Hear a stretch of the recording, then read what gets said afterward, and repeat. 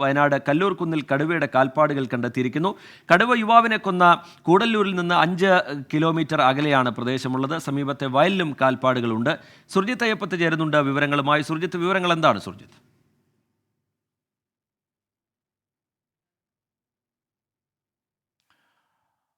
റിജിത്ത്, ഞാനിപ്പോൾ ഉള്ളത് കല്ലൂർകുന്ന് എന്ന് പറയുന്ന പ്രദേശത്താണ്. ഈ കല്ലൂർകുന്ന് എന്ന് പറയുന്നത് വാഗേരിയിൽ നിന്ന്, അതായത് ഈ സംഭവം ഉണ്ടായിട്ടുള്ള യുവാവിൻ്റെ മരണം നടന്ന കൂടല്ലൂർ എന്ന് പറയുന്ന പ്രദേശത്ത് നിന്ന് ദൂരം 5 കിലോമീറ്ററാണ്, റോഡ് മാർഗമുള്ള ദൂരം. അതിനടുത്തുള്ള ഇപ്പോൾ ഞാൻ ഇരിക്കുന്ന സ്ഥലം എന്ന് പറയുന്നത് സാബു എന്ന് പേരുള്ള ആളുടെ വീട്ടിലാണ്. ആ വീടിൻ്റെ സൈഡിൽ ഞാറ്റാടി എന്ന് പറയുന്ന പ്രദേശമാണ്. ആ പ്രദേശത്ത് ആ വീടിൻ്റെ അരികിലായി ഈ പാട്, ഇത് ഒറ്റപ്പാടല്ല, ഇവിടെ നിന്ന് അങ്ങോട്ട് അടുത്ത പറമ്പിലും ഈ പാടുണ്ട്. മാത്രമല്ല തൊട്ടടുത്തുള്ള വയലിലും സമാനമായ രീതിയിൽ തന്നെ ഈ കടുവയുടെ കാൽപ്പാടുകൾ, കടുവ എന്നുള്ള തരത്തിൽ തന്നെയാണ് ആളുകൾ പറയുന്നത്. വനം വകുപ്പാണ് ഇതുമായി ബന്ധപ്പെട്ട് സ്ഥിരീകരിക്കേണ്ടത്. എന്തായാലും ഇത്തരത്തിലുള്ള പാടുകൾ ഈ മേഖലയിൽ ധാരാളമായി കാണുന്നു എന്നുള്ളതാണ്. ഇവിടുത്തെ CCTV ദൃശ്യങ്ങളടക്കം എല്ലാം പരിശോധിക്കുന്നുണ്ട് നാട്ടുകാർ. എന്തായാലും ഈ സംഭവം വലിയ രീതിയിലുള്ള ആശങ്ക ഈ മേഖലയിൽ ഉണ്ടാക്കിയിട്ടുണ്ട്. പ്രത്യേകിച്ച് ഇന്ന് പകലാണ് ഇത് ഇവരുടെ ശ്രദ്ധയിൽപ്പെടുകയും ഇന്ന് പകലാണ് ഇത്തരത്തിലുള്ള സംഭവം ഉണ്ടായി എന്നുള്ള തരത്തിൽ, അതായത് കടുവ ഈ വഴി കടന്നു പോയിട്ടുണ്ട് എന്നുള്ള തരത്തിലുള്ള വിവരം ലഭ്യമാകുന്നത്. എന്തായാലും കടുവയുടെ സാന്നിധ്യം ഈ മേഖലയിൽ ഉണ്ട് എന്ന് തന്നെയാണ് വനം വകുപ്പും വ്യക്തമാക്കുന്നത്. അതുകൊണ്ട് തന്നെയാണ് ഇത്തരത്തിൽ കാര്യമായ രീതിയിലുള്ള പരിശോധന എല്ലാം തന്നെ നടക്കുന്നത്.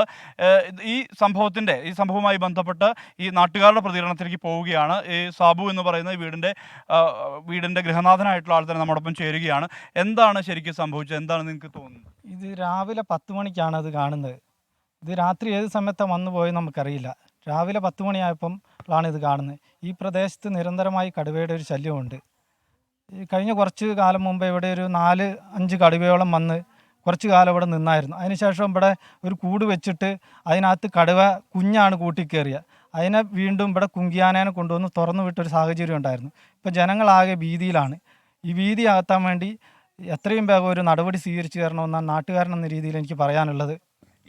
നിങ്ങൾ വയലിലും കണ്ടല്ലേ? എന്തൊക്കെയാണ്? വയലിലുണ്ട്. വയലിൽ ഈ അവിടെ നമ്മൾ കഴിഞ്ഞ ദിവസം കണ്ടില്ലേ, ഗാന്ധിനഗർ 90, അത് കഴിഞ്ഞ് ഒരു കിലോമീറ്റർ ഇപ്പുറത്താണ് വയലിൽ കൂടി വന്നിട്ടാണ് ഇങ്ങോട്ടേക്ക് വന്നിട്ടുള്ളത്. അവിടെ തൂറിയിട്ടിട്ടുണ്ട് വയലിൽ. അവിടെ വയലിൽ ഫുൾ കാൽപ്പാടുണ്ട്. അതിലെങ്ങനെ വന്ന് തോടുണ്ട്, ചെറിയ തോട് കടന്ന് ഇക്കരെ കടന്നിട്ടാണ് ഇതിലെ വന്നിട്ടുള്ളത്. റൂട്ട് അപ്പോൾ എങ്ങനെയാണ് ഇതിപ്പോൾ നോക്കി നമുക്ക് മനസ്സിലാകുന്നത് ഗാന്ധിനഗർ വഴി തന്നെ ഇത് കടന്നു വന്നിട്ടുണ്ടെന്നാണ് മനസ്സിലാക്കുക. കഴിഞ്ഞ ദിവസം അവർ ആൾ കണ്ടു എന്ന് പറഞ്ഞിട്ട് തെരച്ചിൽ നടത്തിയ സ്ഥലമുണ്ടല്ലോ ഇതിനെ പിടിച്ചെടുക്കുന്നത്, അവയിൽ തന്നെയാണ് ഇത് വന്നിട്ടുള്ളതെന്നാണ് മനസ്സിലാകുന്നത്. ആ വയലിലെല്ലാം ഉണ്ട്. ഇതിന് ഇവിടെ നിന്ന് ഇങ്ങോട്ടേക്ക് കടന്നു പോയി എന്നാണ് തോന്നുന്നത്. ഫോറസ്റ്റുകാർ വന്നത് കടുവയാണെന്നുള്ളത് സ്ഥിരീകരിച്ചിട്ടുണ്ട്. പറഞ്ഞോ നിങ്ങൾ? കടുവയാണെന്ന് തന്നെ സ്ഥിരീകരിച്ചിട്ടുണ്ട്. അവരളന്നൊക്കെ നോക്കി പോയിട്ടുണ്ട്. അപ്പോൾ വയലിൽ തൂറിട്ടിട്ടുണ്ട്. അപ്പോൾ അതൊക്കെ വന്ന് നോക്കാൻ വേണ്ടിയിട്ട് ഇപ്പോൾ തന്നെ അവർ വരുമെന്നാണ് പറഞ്ഞിട്ടുള്ളത്. ആ മേഖലയിലൊക്കെ ഈ പാടുകളുണ്ട്. ആ മേഖലയിലൊക്കെ പാടുകളുണ്ട്. ഇത് നേരെ എങ്ങോട്ട് പോയി കഴിഞ്ഞിട്ടുണ്ടെങ്കിൽ നമുക്ക് കല്ലൂർകുന്നിലോട്ട് തന്നെ ഇതിൽ അങ്ങോട്ടേക്ക് തന്നെ തിരിച്ചു പോകാൻ പറ്റും കടുവയ്ക്ക്.